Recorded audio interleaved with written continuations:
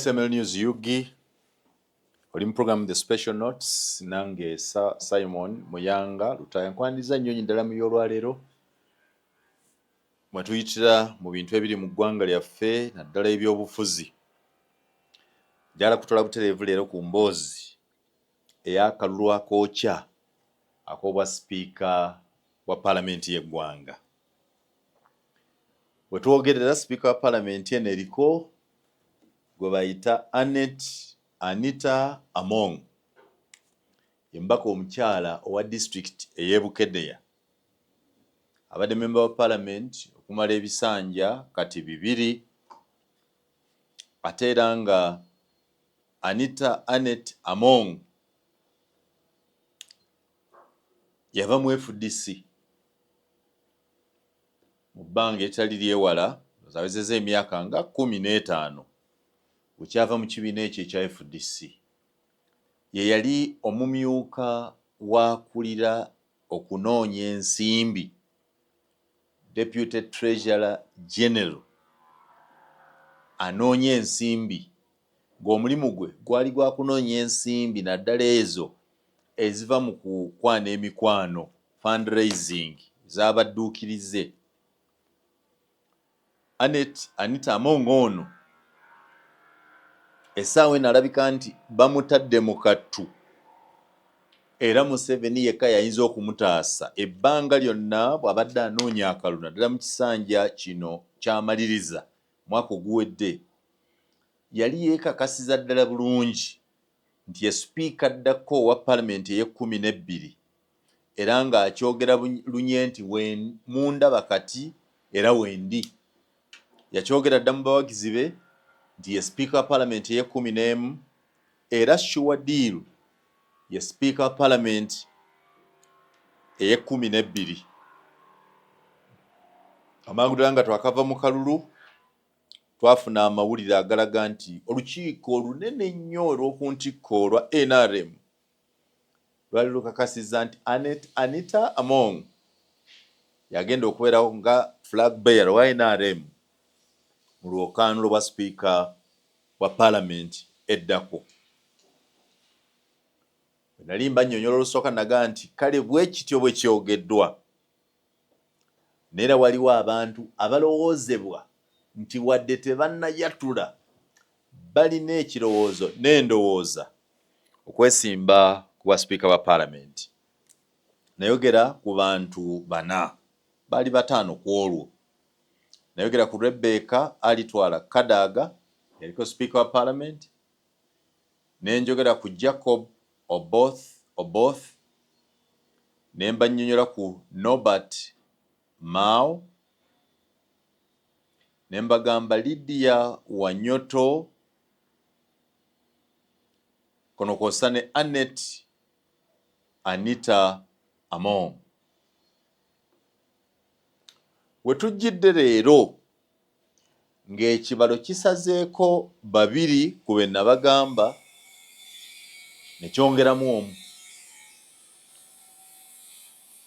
Kikakafu nti Rebecca Alitwala Kadaga tagenda kuddamu kusaba sipiika wa paalamenti eno eya Uganda. Era kikakafu nti Jacob Oboth taliiko. Olwokaano lusigaddemu 3 ku be nabagamba. Norbert Mao yamaze okwatula, luli yali tannayatula, ayogera bwe banaŋŋamba nkyawulira. Lydia Wanyoto, mbaka omukyalo w'ekibuga eky'Embaale, yakakasizza. Anita Among mu lwokaano mwali wabula kajjampuni okubalagala mu bbwa.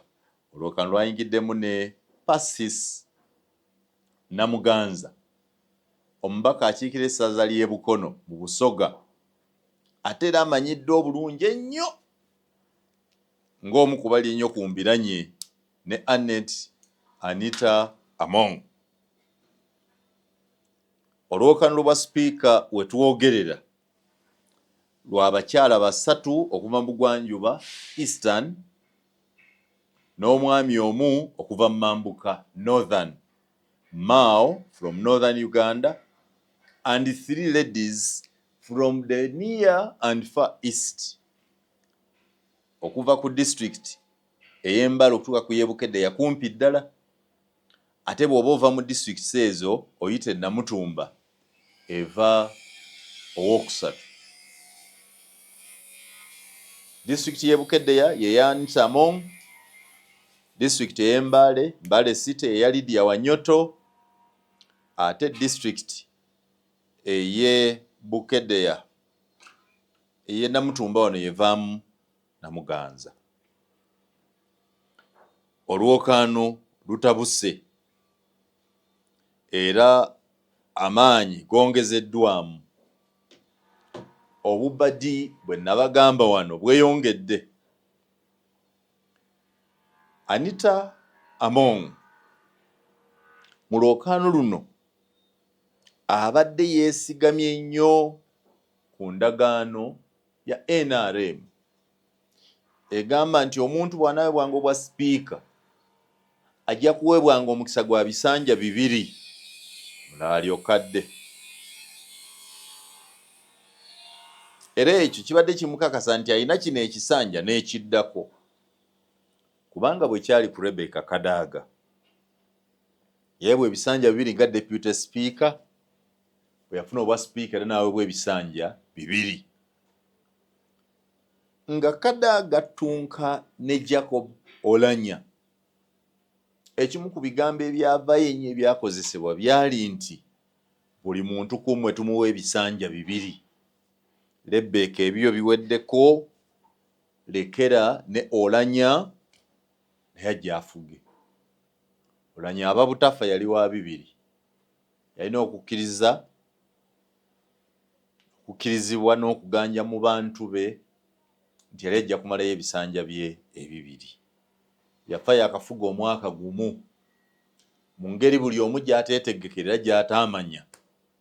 Anita Anet Among yali aweereddwa obwa deputy speaker ng'alowooza nti ajja bumalamu ebisanja 2, bw'amala ate ajja afuuke sipiika ebisanja 2 nga bwe kyali ku Kadaga bw'ayingiriramu. Ekibalo bwe kibulira kibula kitya.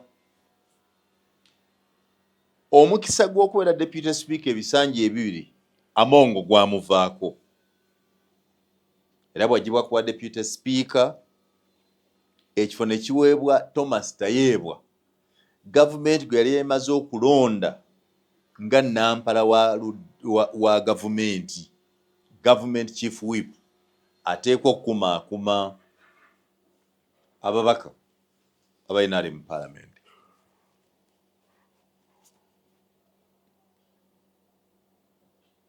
Anita Anet Among yali wa kusigaza ne balooza nti ajja kulemera mu kyobwa deputy, wabeewo omulala alondebwa okubeera sipiika. Ndowooza n'atyo okulemberwa, n'assaawo olutalo mu ngeri ey'ekikugu ennyo. Njita ya kikugu nnyo kubanga aboogezi bagamba nti Mwai Museveni yali alowooza nti wabeewo omuntu omulala ajja okwesimba ku bwa sipiika okusikira Olanya, Anita Among asigale nga ye deputy. Ndowooza aboogezi yogeza abawa amagezi ne bagamba Anita nti yanguwa gwoba odda wali. Nga bwadda wali kitegeeza nti ebisanja bye bino 2 ebyali guaranteed wano biba bifudde. Kye yakola era bwadda wali mangu n'ateesa ne babaka bananga nti kasita muleeta omupya tuwedde. Naye nze mbamanyi mutambudde nange omwaka mulamba, temunfunyemu buzibu bwonna, ate lwaki temugenda nange? Ne bakigula.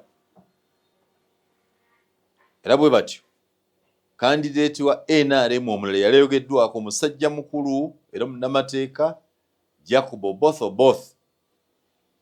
ow'Etororo teyawulikikana nako mu lwokaano luno. Abatono balowooza naddala e Busoga nti Jacob Olanya yajjawo Kadaga kamaze akomawo, olanya Kamazaafa Kadaga anaakomawo naye engeri Kadaga gye yali yeeyisizaamu ng'olanya awangudde ng'aganye n'okulinnya ekigere mu paalamenti yamuwa obuzibu obutaddamu kulowooza. Empalana yali ekyayokya teyadda. Anita Among kwe kufuuka ekyo. Ebbanga lyonna abadde akyesiga era nga mwesimbu mu bwesimbu bwe nti yajja okubeera sipiika wa paalamenti, eddako tekuli kabuuza. Sabbiiti 2 eziyise mu byobufuzi ze zikyusizza embeera. Kati waliwo akabuuza, muba mwagala n'abatamwagala, Anita Among akomawo. Ebigambo byogi ddala ebiva mu bamuvuganya. Buli omu amugamba nti asudde nnyo omutindo gwa paalamenti. Abamu wadde beetooloola ne bamulangira obuli bw'enguzi, corruption.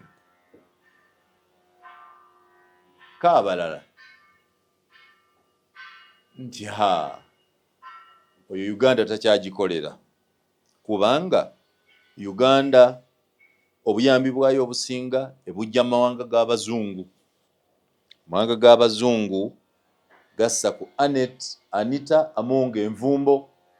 Tasobola kulinnya mu Amerika, tasobola kulinnya Bungereza, tasobola kugenda mu mawanga ago aga Bufalansa, kubanga baga nti yakubiriza olukiiko olwayisa etteeka ku bisiyaga okubiwera mu Uganda ng'ate bo babiwagira.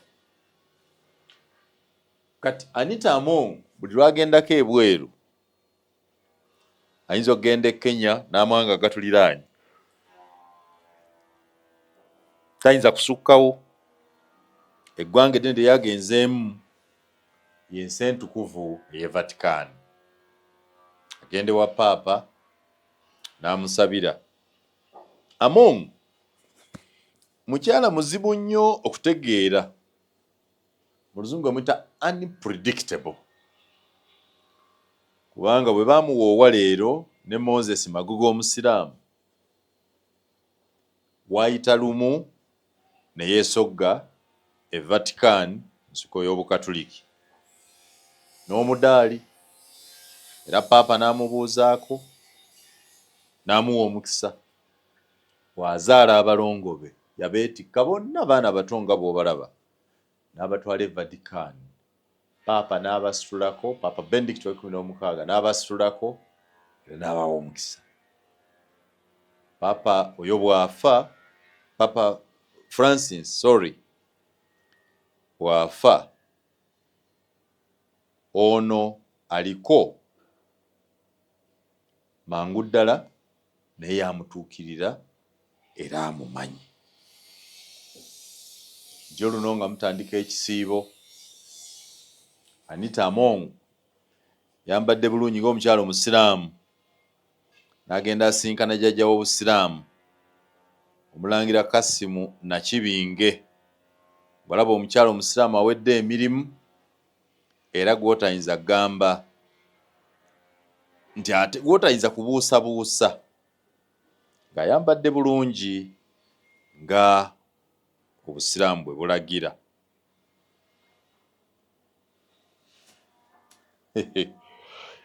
So simanyi obanga Anita Among ayambala bwambazi engoye ezo ez'Ekisiraamu obanga asobolera ddala n'okufuna esswala mu nnaku zino, oba asaala oba yabiyiga, eyo siyinza kutwalayo. Kale bw'atyo bwe tuli, abamuvuganya bali mu kulwanira ddala olutalo okumuggyawo. Ensonga ze bawa nga zeezo. Anita Among y'ani? Anita Among yazaalibwa ennaku z'omwezi 23 November 1973 olwaleero abaaweza emyaka egy'obukulu 53 aba mu disitulikiti y'e Bukedeya Muteeso era Muteeso. Sabbiiti eno waliwo omubaka gwe bayita John Musira ate yasuddewo amawulire naga nti sisobola butawagira Anita Among kuba mugisu mu Masaba munnange era nayogera ne gyazaalibwa. Oyo nno yasudde akanda k'omuliro mu ngoye. Kati waliwo era ekibuuzo, Anita Muteeso, Anita Mugisu? Tujja kiddamu obudde bwe bweyongera, naye nga likodi eraga nti Muteeso ow'e Bukedeya. John Musira agamba nti Mugisu Omumasaaba ow'e Bugisu era amanyi ensibuko ne we yava ne bajjajja abamanyi. Kyokka teyakyogedde mu bubi kubanga era yamaze n'agamba nti era nja mmuwagira wadde nga kati olwokaano lulimu Abagisu babiri. Musira yagamba nti mulimu Lydia Wanyoto baka omukyala ow'ekibuga ky'e Mbale ne Anita Among ow'e Bukedeya, nti abo Bagisu babiri, ne wadde bombi Bagisu ajja kuwagirako Omugisu John Musira. Yasomako, alina diguli esooka mu by'obusuubuzi, yagisomera ku MUBS wano e Nakawa. N'addayo n'akima ey'okubiri era ku MUBS e Nakawa gye bayita Masters of Business Administration. Yasoma amateeka ku Kampala International University wano era mu Kampala, so munnamateeka kwagasse n'ebirala. Emirimu egimanyiddwa ennyo gy'akoze ebbanga lyamala kuba Deputy Speaker ery'omwaka ogumu okuva 2021 paka 2022. Olwaleero ye Speaker wa Parliament okuva 2022 okutuusa 2026. Wagenda okumalirako mbaka mukyalo wa disitulikiti eyo era amanyiddwa bulungi. Olwokaano luno luzibuwadde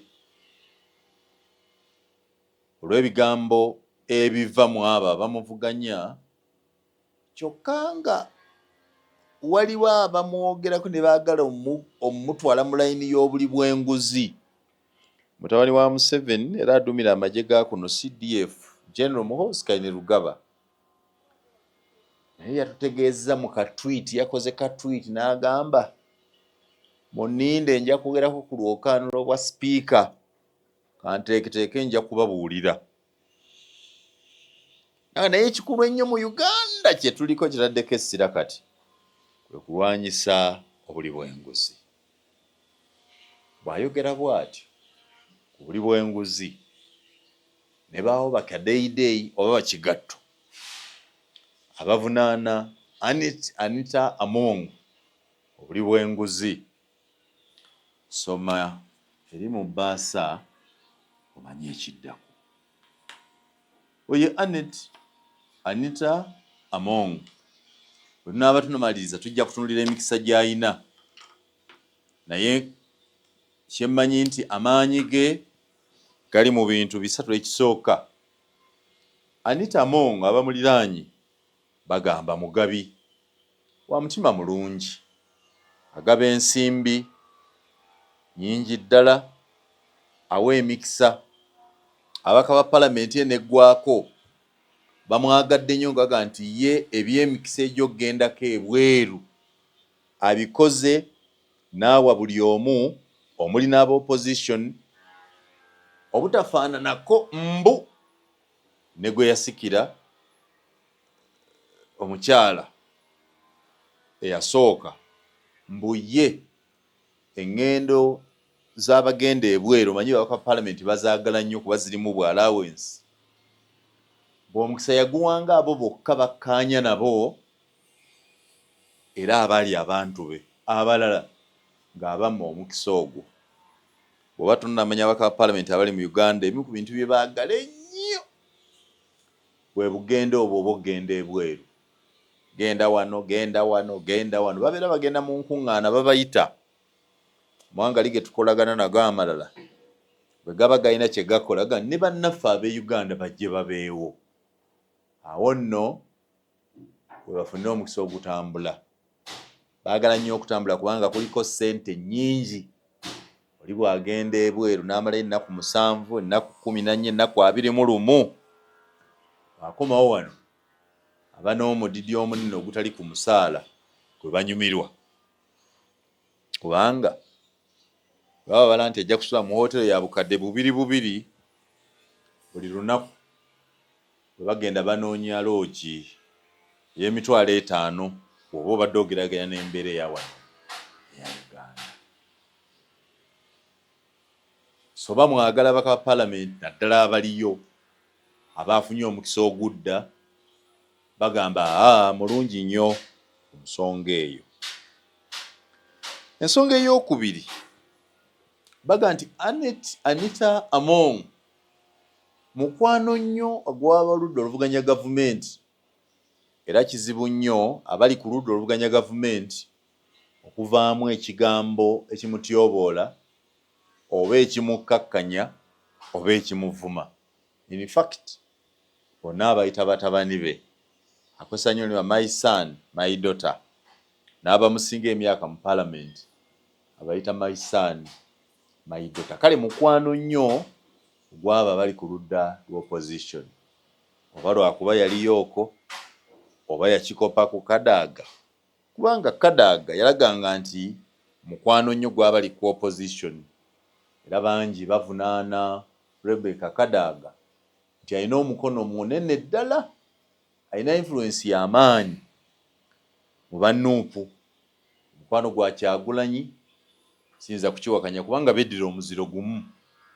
Ye Busoga Kadaga abeera ssenga wa Bobi Wine, ne Bobi Wine buli lwabadde afuna omukisa ogwogera ng'ali ekamuli n'eno ayogera ebigambo eby'ekitiibwa ku Rebecca Kadaga.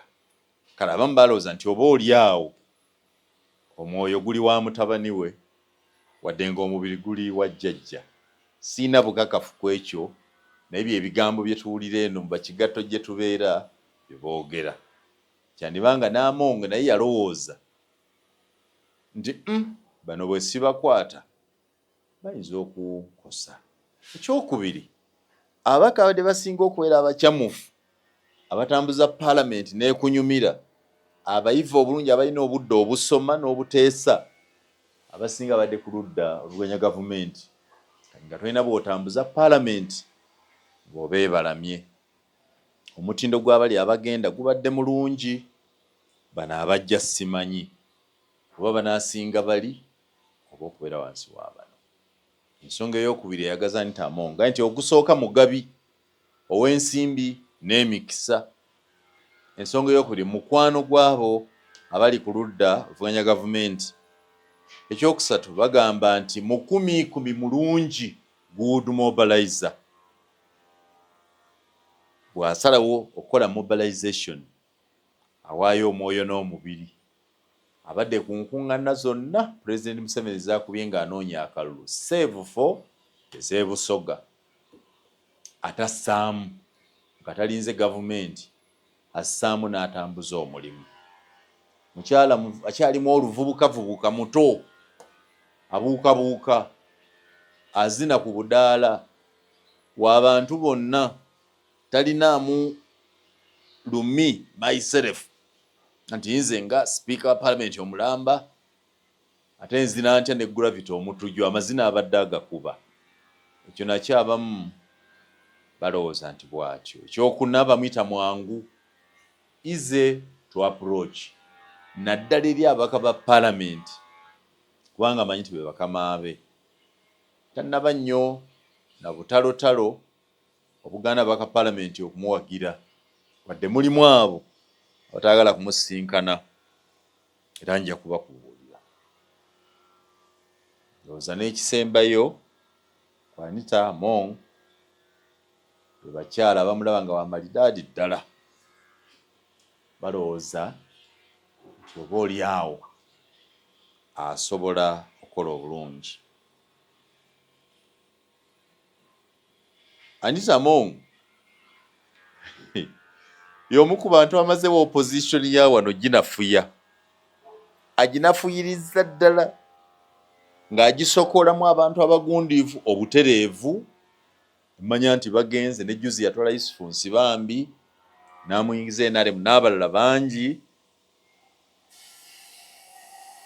Kyokka era olw'enkolagana ye n'obukodyo bwe, Parliament opposition ebadde mu Parliament eneggwako yali yasigaza linnya nga bakola by'ayagala, batono ddala abasigadde nga bakola by'atayagala, nga Bajjowero Ssennyonyi abasinga obungi maama bw'akolola be balwala ssenyiga.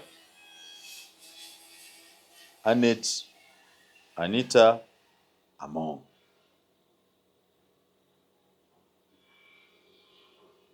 abalala bamuvunaana nti yeejalabya extravagant,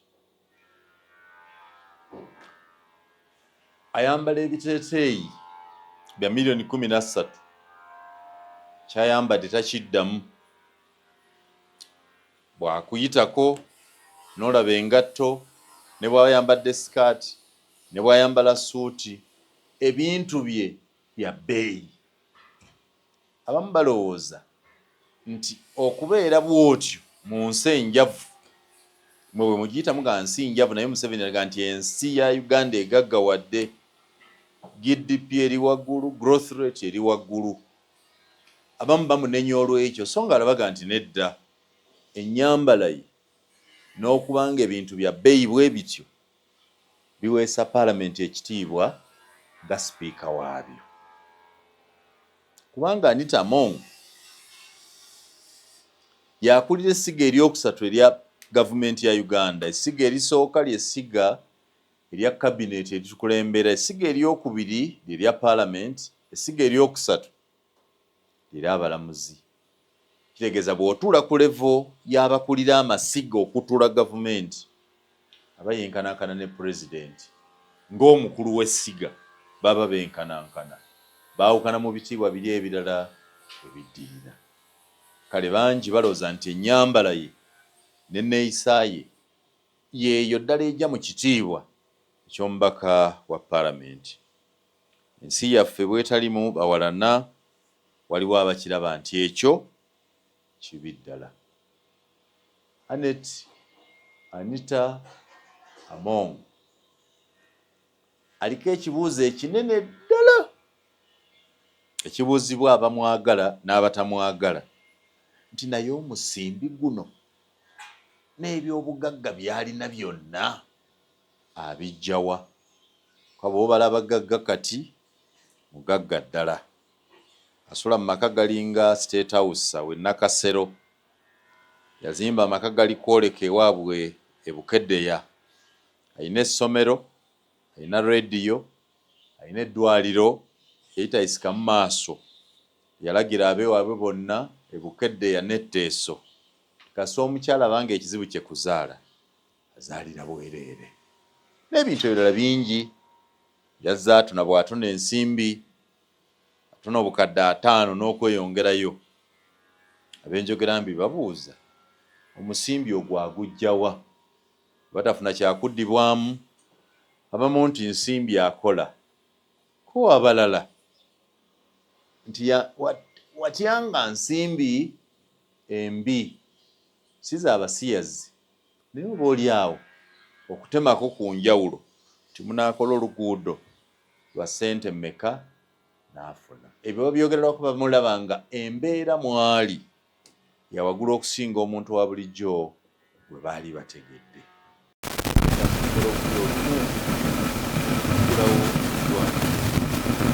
N'amulambuza eggana ly'emyenda n'ankole simanyi kubanga sirina kipimo, asobola okuba omukyala asinga obugagga mu Uganda. Omugagga amugyawa, ekibuuzo ekirala kyakumubuuza ng'omusisinkanye ng'okumugisa. kale temedde abamwagala bye balowooza n'abatamwagala. Anita Anet Among anadda wa sipiika bwa paalamenti eno ya Uganda bamuvuganya kontrasiti yaabwe baawukana bweru.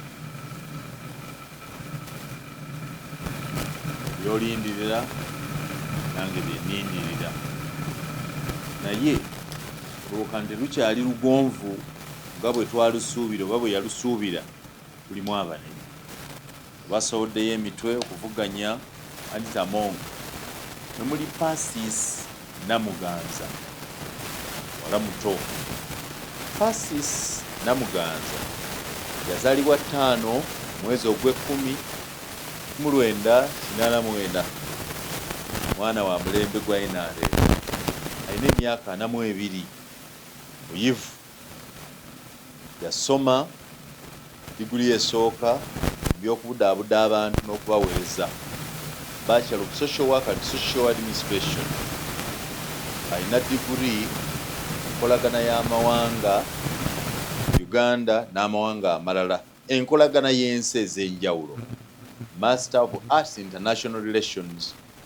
Yagisomera ku University ye Cavendish, ng'ate diguli esooka ya Social Work yagisomera Kyambogo. Alina diploma mu bubalizi bw'ensimbi, accounting, yasomera ku Makerere Business Institute. Akiikirira ssaza ery'e Bukono, tavuganya n'abakyala. Ebbanga lye lyonna abadde avuganya n'abaami ku kifo kye mulowooza ennyo nti ky'abaami, so si bwe yabalina affirmative action nti anoonyeza wagonvu avuganye ne bakyala banne. Pasis Namuganza Mumbejja, era bamuyita Princess Pasis Namuganza, nga n'ekitiibwa ekya Princess kiwandiikiddwa bulungi ku National ID ye ne mu biwandiiko bye. Akoze emirimu mingi. Yaliko omukwanaganya w'emirimu Public Relations Officer nga administrator kati mu mwaka w'e2010 paka 2012. Yaliko omyuka wa RDC ow'Eruweero wakati w'omwaka gwa 2012 paka 2015. Akolereko mu bitongole by'Bannakyewa nga Programs Officer. Namuganza abadde minisita era ye minisita omuto w'ensonga ez'eby'ettaka, avunaanyizibwa ku nkulaakulana ey'ebibuga, urban development. Member wa Parliament akiikira essaza ly'e Bukono mu disitulikiti ya Mutumba mu Busoga okubeerera mu mwaka gwa 2016 n'olwaleero. Amanyiddwa nnyo ng'omukyala w'Embazuulu. Tanyigirwa mu ttooke, tanyigirwa mu nnoga nga bwe bagamba. Ayogera kyalowooza, tatya muntu yenna. Era entalo zazzaalwana mu by'obufuzi ezijjukirwa ennyo. Olumu yalwanako ne paalamenti eno nga yakatwalibwa Anita Among n'agisannyalaza. Ababaka ba paalamenti ne batuuka okuyisa ekiteeso ekimugoba ku bwa minisita, nga paalamenti yali ekubirizibwa Anita Among. Abamu ne balowooza nti Anita yalwalanyisa Namuganza, nami ne balowooza kuba saafuna bukakafu oba bwe kyali, kubanga olutalo lwayokya abantu bangi, nange nno lwanjokya, saagala kuddayo eyo mu ebyo. Wabula Namuganza yawunzika akubye paalamenti ekigwo, kubanga ebiteeso byonna bye baayisa nga bamuvumirira era baga nti tasaanidde kulinnya mu paalamenti nga minisita, ne bamugoba ku bwa minisita, baabiweereza ba Pulezidenti Yoweri Kaguta Museveni ngamuga nti googaba emirimu, the appointing authority. Ono bwati bwafaanana, aswaza paalamenti ne kabineeti yo, mugobe. Paka n'olwaleero Museveni tabaanukulanga Namuganza Pasis ye minisita mu gavumenti eno, minisita y'eby'ettaka, ng'avunaanyizibwa nnyo ku nkulaakulana y'ebibuga, urban development. Namuganza yasannyalaza Rebecca Alitwala Kadaga bwe bali balwanira ekifo mu SEC. Namuganza ng'ayagala Kadaga aveeyo, n'alwanira ddala ne boogera, mwenna muli basoga, omukazi muleke, lwaki kino, ne bawanyisaganya ebisongovu. Kalu bwe kaakubwa, Rebecca Kadaga kaali kaluka ggwanga lyonna. Baafunanga results mu buli district. Akaluwa kagenda okuggwa nga Kadaga yakawangudde. Buli omu n'atya Namuganza amaanyi g'akozesa n'obugumu bwe yakozesezza. Era ne Rebecca Alitwala Kadaga adenga naye wambazuulu naye yamuwuliramu, kuba kutuuyana yamutuuya nnyo. Kyamukisa mulungi nti olwaleero bamukwano ddala.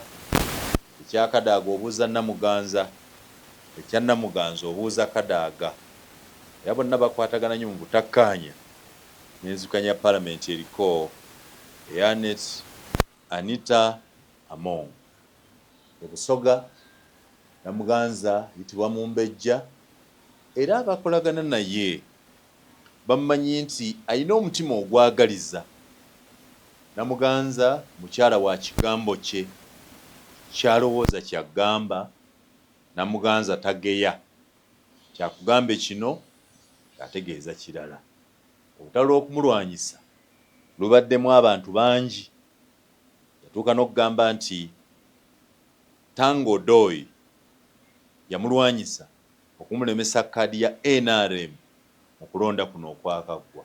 Kituufu kaadi teyagifuna, kaadi ne bagiwa omulala, naye atulira Tanga nti olutalo olwanira wano tonsoola mu bantu. Naba agenze okuwunzika nga Pasis Namuganza yazzeemu okulondebwa mulundi ogwokusatu okukiikira constituency ye ey'e Bukono. Mulwanyi yalwala nnyo mu lutalo olw'Obwakyabazinga. Wakati w'oyo aliko kati William Wilberforce Gabula Nadiope n'owewaffe Edward Columbus Wambuzi. Yali agambye ku bantu beewaabwe, bwe mulaba wano Gabula mbwazze nti Kyabazinga, oba ne mulaba Kadaga ng'asaatukira mu kitundu kyaffe kino, oba mukwata miggo mukwate mukube. Kyala munyumya, anyumira nnyo abamwagala, ate mugabi. Namuganza mugabi ow'ensimbi, ate era mugabi ow'emikisa. Bangi ebusoga bayambye okusuumuusa n'abasitwala mu bifo gye balowooza nti bayinza okufuna okuyambibwa, baweebwa emirimu. Wadde ye abikola ate mu mpola mpola ne bitayatuka nnyo ng'abalala, naye abamuliraanyi abamumanyi mugabi, si mukodo. Agaba emikisa bw'aba agirina. Mukyala mufumbo alinako ne ku baana. Muwala muto ow'omulembe guno, mukwano nnyo. Nyo kyemba nsembyayo, mukwano nnyo gwa Yoweri Kaguta 7 akulembera wano. Mukwano gwe atali wajjo ebyobufuzi, mukwano gwe gwaludde ng'alaba muwala we Museveni gwe yeewanda nga omuntu bakkaada abakyabako mwenare yaliyo kole yabaawo tabangako walala kutafaanana anekamo yakanizibwa balayisa. Bw'oba batadde ku minzaani mobilization, Namuganza ekyokukola akimanyi mu mobilization. bw'aweebwa ebikola akikola naye talina musimbi mungi ogw'okuteekamu okukikola naye nga bw'atumibwa akikola. Amanyiddwa era yeesigika nti bw'omuwa omutwalo atuusa mutwalo, bw'omuwa 10 atuusa 10. Namuganza tayogerwako mu balyake, mu bakenuzi, mu bamululu abamalyansimbi nti bw'ozimuwa ayinza okutuusa entono. Ali mu lwokaano luno nga yalangiridde aga nti yeesimbwe bwa ntogo obw'emmuli bufa nnyingo, tava mu lwokaano. Kyokka Rebecca alitwala Kadaga mukwano gwe tannabaako na bigambo byanjolo byayogera ku lwokaano luno, wadde kirowoozebwa nti ateekwa okuba nga amuwagira kuba ennaku zino bali bonna era balwanaganya entalo ez'ebusoga ez'okukkaanya. Gwe yayitanga luli oza yamwetondera era kati amuyita maama, bakkaanya bulungi, bategeeragana. Namuganza aga nti alina abaka ba Paalamenti kati 150 abamuwagira abali mu kunoonya akalulu. Abantu 150 mu Paalamenti y'abantu 529 nga be bakampeyina bo. Tulindiridde zinadde okunywa. Kiki bafaanaganya ne Anita Among aliko kati bonna bayivu basomyeko, bonna bannamateeka, buli omu alinayo diguli ey'amateeka, bakyala beeru bonna. Anita asingako n'emyaka giijo no 53 oli 42, waliwo enjawulo ey'emyaka 11 awo. Experience mu byobufuzi, Namuganza abaddemu NRM ebbanga lyonna. Ndowooza experience ye mu Paalamenti n'ebweru waayo gyegyo ekimala. Pasis Namuganza. Mukyala owokusatu ali mu lwokaano ye Lydia Wanyoto Mutende. Yazaalibwa ennaku z'omwezi 9 omwezi ogw'10/1971 mu disitulikiti ey'Embale. Aweza emyaka 55 egy'obukulu. Yazaalibwa Mbale n'afumbirwayo.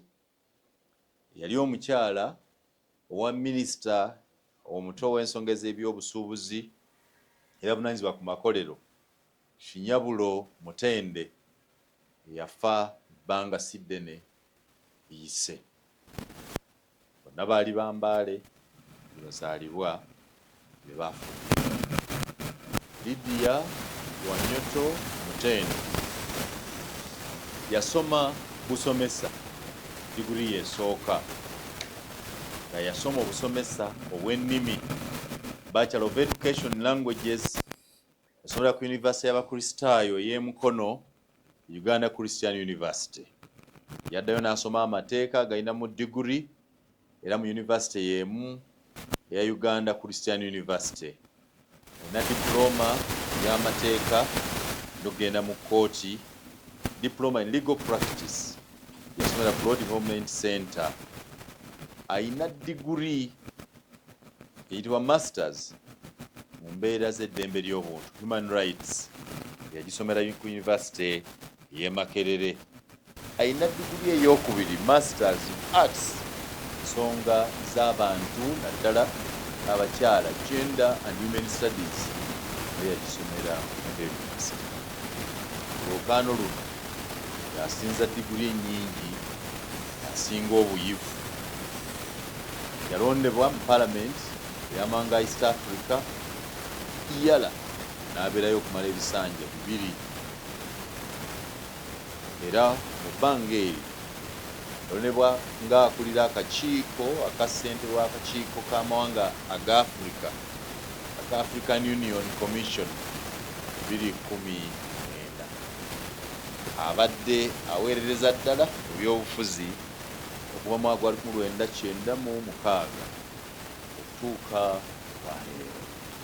Muna NRM Kayingo atabeeranga mu kibiina kirala. Lydia Wanyoto amanyiddwa nti abadde muna NRM ebbanga lyonna, wadde n'eryo ekibuga ky'Embaale oba Embaale gy'ava bwe yalabikira nga livudde ku Yoweri Museveni, liri nnyo mu opposition. FDC we yakyakiraawo, abaddewo NRM yesimbawo ng'avule mu Parliament ya East Africa, funa obubaka obukyalo bwa disitulikiti ey'Embaale n'awangulwa emirundi 2. Ku luno yawangudde mbaka omukyala ow'ekibuga eky'Embaale. Na NRM atuukidde ddala ku ddaala erisembayo. Wanyoto aludde mu SEC, Central Executive Committee ya NRM, mu bimu ku bisalwawo, era y'abadde ssentebe wa liigi ey'abakyala aba NRM ebbanga lino lyonna. Mukyala mwogezi Lusiriza Ntamu atava ku mikutu egya wano ku marediyo ne ku TV, era nga bw'abaayo ayogera ensonga ez'omuzinzi. The most educated among the women contestants for the position of speaker, but also the eldest among them. She could also pass as the most politically experienced politician among the 3 women in the race. Wanyoto is a known Catholic, a friend of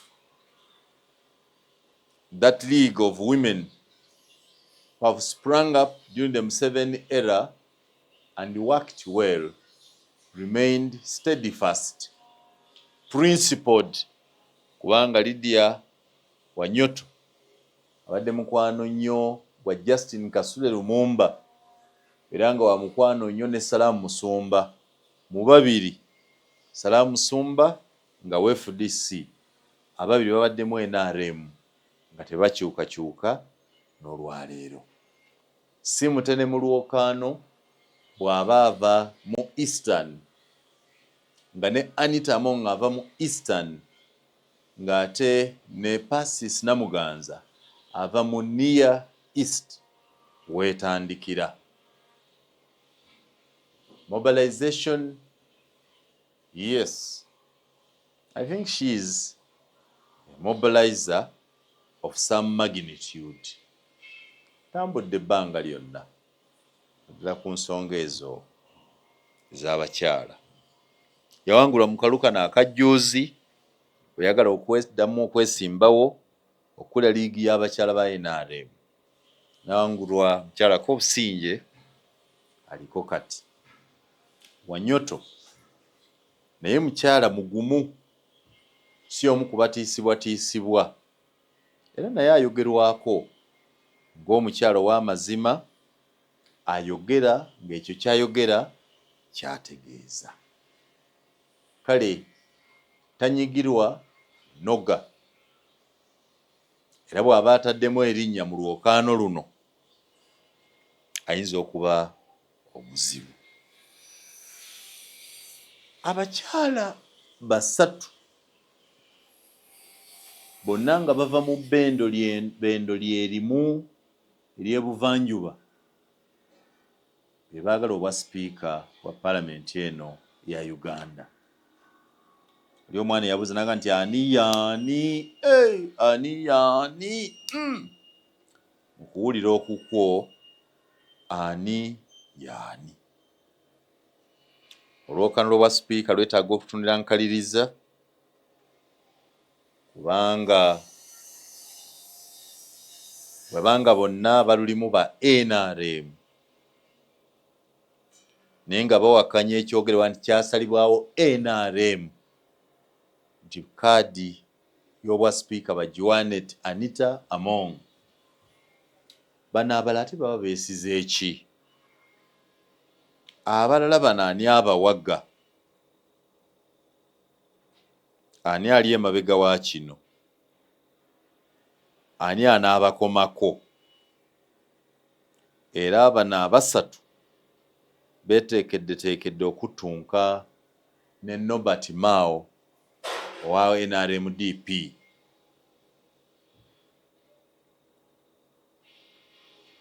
Suubira ki? Kiki ekiri emabega w'olwokaano luno? Lwaki abakyala abava oludda olumu be basoose okwesowolayo okuvuganya munnaabwe naye afeeyo? Bali bokka oba waliwo ababali emabega? Ebigambo bya Muhoozi njja bategeeza wa wennyimiridde ku lwokaano lw'obwa sipiika. Anaawagira bakazi omu ku bo oba anaawagira Nobert Mao omugole omupya mu NRM. Era Muhoozi bw'anaaba awagira kuba omu ku bakazi bano, ani gw'olowooza nti gw'anaawagira? Waliwo eyazimba eddwaliro n'amubbulamu. Waliwo ekisenge omujjanjabirwa mu Uganda mu ddwaliro lya Anita Among ekitibwa Muhoozi Kainerugaba Ward.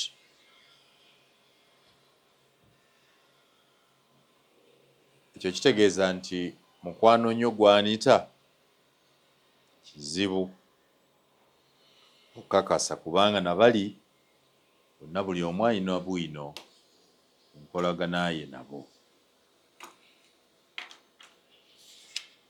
Olwokaano lw'obwa sipiika buno obwa paalamenti, jjajja yasalawo. Naye jjajja bw'abanga yasalawo nga kirowoozebwa nti oba oli awo ayina ensonga lwaki yandiwagidde buli mukyalo ono. Anita Among AA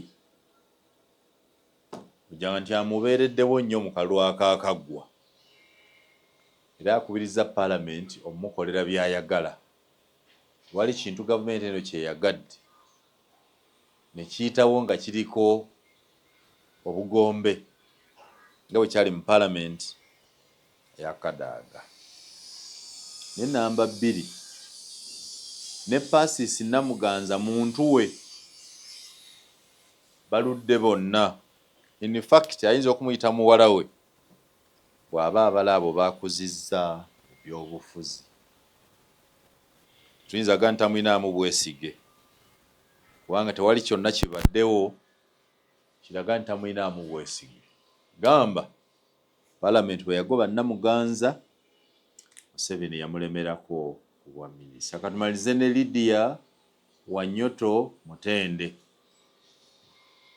Tuyinza gamba nti si mukwano gwa Museveni ng'abadde bonna mu seeke ebbanga lino lyonna babaddeyo nga bakolagana bonna. Tayinza kubanga si mukwano gwe n'amukkiriza okugenda mu paalamenti ya East Africa okiikira Uganda bw'aba teyeesiga bwongo bwe ku kukuuma kifaananyi eky'eggwanga. Mukwano gwe bonna Museveni anaalonda ani?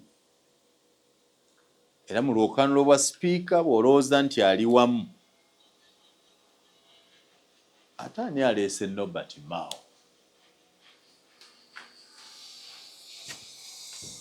Omanyi nga kisoboka okusindika abakyala bano bombi mu nnyonyoonyo ne badda mu kuneneŋŋana ne bakuba omupiira Mao n'abayitako? Kisoboka.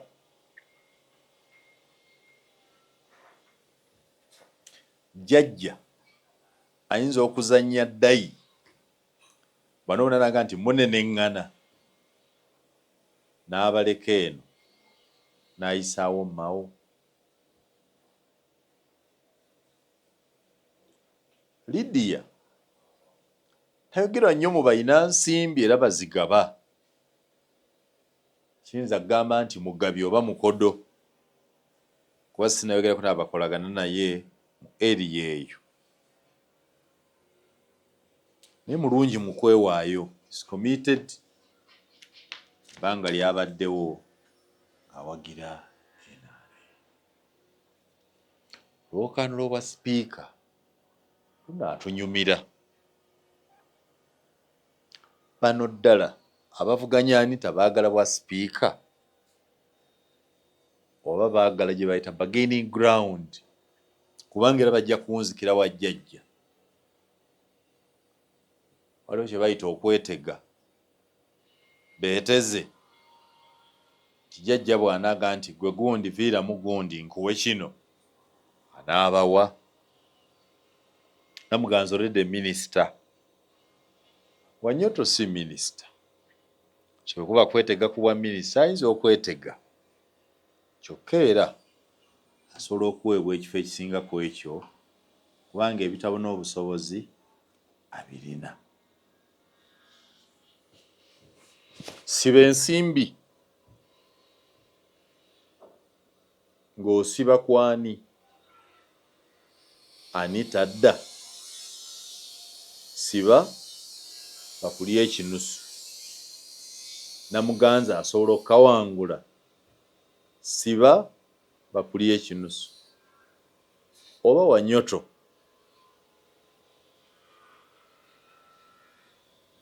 osibiddewa? Ani ku bantu bano ajjayo obulungi ekitiibwa kya paalamenti? Ani ku bano ayina international ratings nga wano mu Uganda talabika bubi, nga n'ebweru talabika bubi?